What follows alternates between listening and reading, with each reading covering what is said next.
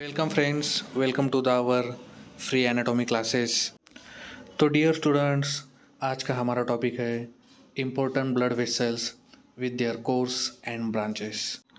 तो हम किसी भी प्रकार का समय बर्बाद न करते हुए अब हमारा टॉपिक शुरू करेंगे, क्योंकि समय बहुत ही मूल्यवान है। अगर आप समय की कदर करोगे तो समय आपकी कदर करेगा। So friends, let's start our topic important blood vessel with their course and branches. तो डियर स्टूडेंट्स, यहाँ पे जो वेसल्स है, vessels is related to the our circulatory system, और we can say that it is a part of our circulatory system. Circulatory system का हमारा अलग lecture का वीडियो रेडी है, हम उसे उस वीडियो में कवर करेंगे। तो हमारी ये जो सर्कुलेटरी सिस्टम है, ये बनी किसी है? ये बनी है ब्लड वेसल से, ठीक है। तो हमें करना क्या है, हमें जो हमारे बॉडी में जितने भी इम्पोर्टेंट ब्लड वेसल्स है उनका कोर्स और उनकी ब्रांचेस हमें स्टडी करना है। तो आगे बढ़ने से पहले हमें ये जानना है कि ब्लड वेसल किसे कहते हैं। Blood vessel circulate blood throughout your body. They help deliver oxygen to vital organs and tissues and also remove waste products. तो ब्लड वेसल का काम है हमारे शरीर में ब्लड का सर्कुलेशन कराना। तो हमारे शरीर में ब्लड का सर्कुलेशन कराने वाले जो ब्लड वेसल्स है वो है artery and when. Arteries carry blood away from your heart and veins carry blood back toward your heart. Artery और वेन के साथ में कुछ कैपिलरीज भी रहती है, तो उसे भी हम ब्लड वेसल कहते हैं। Capillaries are the smallest blood vessel which connect arteries and veins. Artery, vein और कैपिलरीज का स्ट्रक्चर हम हमारे अलग वीडियो में सर्कुलेटरी सिस्टम में कवर करेंगे। यहाँ पे मैंने वैसे उसका एक स्ट्रक्चर की डायग्राम दी वाली है। पहले तो हम आर्टरीज का स्टडी करेंगे, major arteries with their courses and branches. तो जो आर्टरी है वो हमारे सर्कुलेटरी सिस्टम का one of the important part है। और जैसे कि हमने देखा, arteries carry blood away from your heart. So heart is the major component of the our circulatory system. तो हार्ट के द्वारा ही हमारे पूरे शरीर में ब्लड का सर्कुलेशन होता है। और हमारी जन्म से लेकर मृत्यु तक हार्ट की पंपिंग एक्शन चालू रहती है। और जब हार्ट पंप करता है तो क्या होता है, जो ब्लड है वो ब्लड हमारे पूरे ऑर्गन्स और बॉडी में पूरे टिश्यू को ऑक्सीजन सप्लाई करता है। तो वो किसके द्वारा सप्लाई करता है? वो सप्लाई करता है थ्रू द आर्टरीज।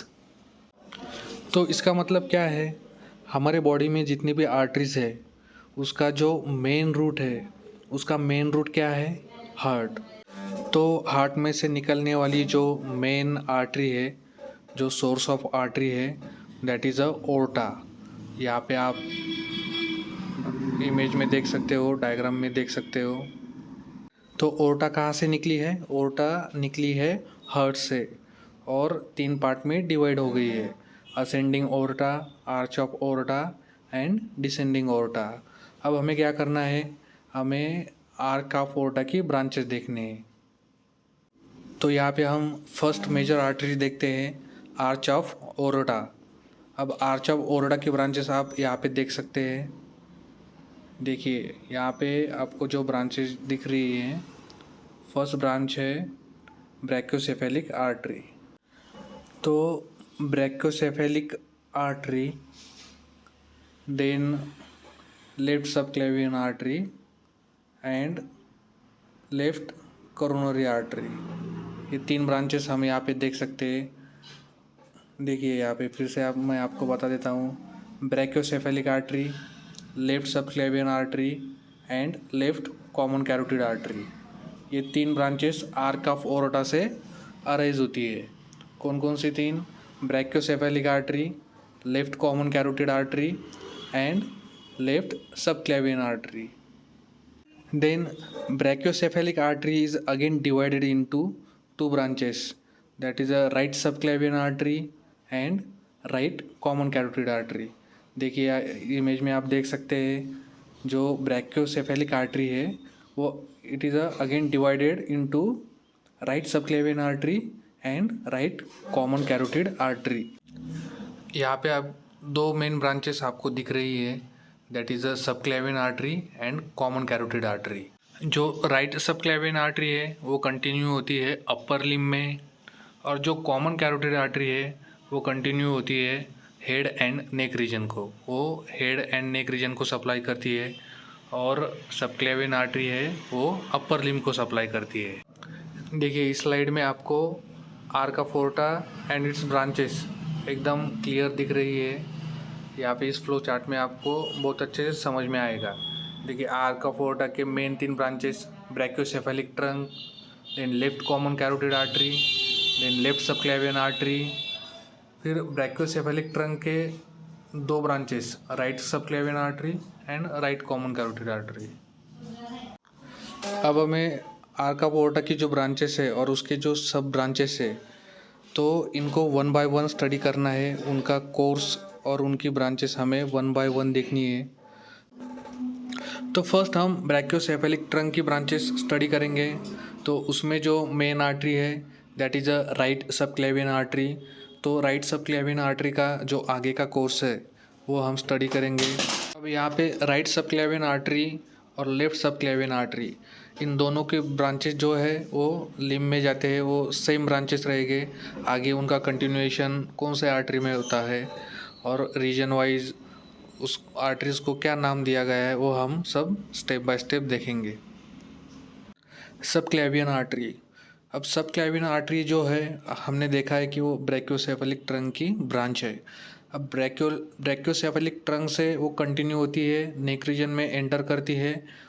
तो सबक्लेवियन आर्टरी का जो कोर्स है वो ब्रैकियोसेफेलिक ट्रंक से लेकर फर्स्ट रिब तक, यहाँ पे आप देख सकते हैं डायग्राम में, ये जो आपको यहाँ पे दिख रहा है फर्स्ट रिब, और यहाँ से आर्टरी का कंटिन्यूएशन हुआ है ब्रैकियोसेफेलिक ट्रंक से लेके तो फर्स्ट रिब तक हम उसे सबक्लेवियन आर्टरी कहते हैं। और ये कहाँ प्रेजेंट होती है? नेक रीजन में। अब यहाँ पे आप देख सकते हैं उसके फर्स्ट, सेकंड और थर्ड ऐसे 3 पार्ट होते हैं। तो वो 3 पार्ट कौन से मसल की वजह से होते हैं? तो वो एंटीरियर स्केलेनी मसल के कारण उसके 3 पार्ट होते हैं।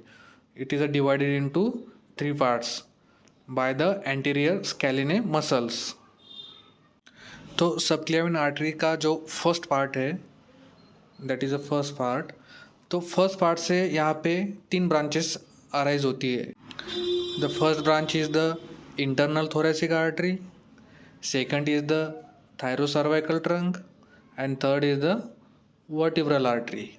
देखिए यहाँ पे फर्स्ट पार्ट से 3 ब्रांचेस अराइज होती है। First internal thoracic artery, second thyrocervical trunk and third vertebral artery. तो यहाँ पे हमने देखा है फर्स्ट पार्ट से 3 ब्रांचेस।